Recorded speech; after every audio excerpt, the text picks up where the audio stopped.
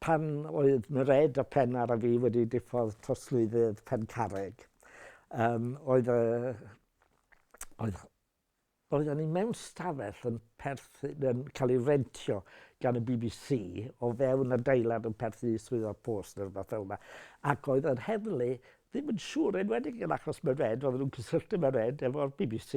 Oedden nhw ddim yn siŵr, oedden ni'n tresmasu, bod ni'n dweud restiwch ni, chi'n gwybod, ewch am i'r celloedd. Felly oedden nhw'n ffonio'r BBC yng Nghaerdydd a pawb yn pasio'r cwestiwn i fyny at Owen Edwards, oedd allan i ginio cyn dyddiau ffonio symudol. Felly, am 40 yn nos, dyma ni'n cael mynd adre. Ac oedd hi'n agos i flwyddyn cyn iddyn nhw lunio'r cyhuddiad yn erbyn ni.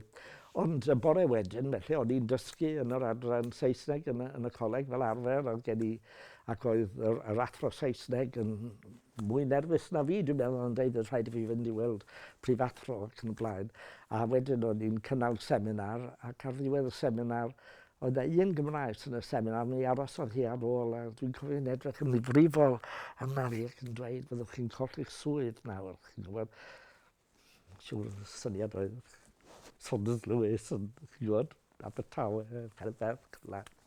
Ond cyn ganol y bore, o'n i wedi cael cerdyn mewn amlen wedi sgwennu ar llaw, a beth oedd o? Oedd cerdyn gan Sir Gronwy Daniel, fel Gronwy Daniel ar y pryd, oedd yn tyroedd, yn dweud hawdd gen i ddeall eich cymhellion. A fo, wrth gwrs, oedd prifathro'r coleg, a dwi'n gofyn faint o prifathrawon colegau Cymru fyddwn ni wedi gallu cyfri arnyn nhw i gael yr un gefnogaeth, a dwi'n falch iawn o'r cyfle i gofnodi hynny,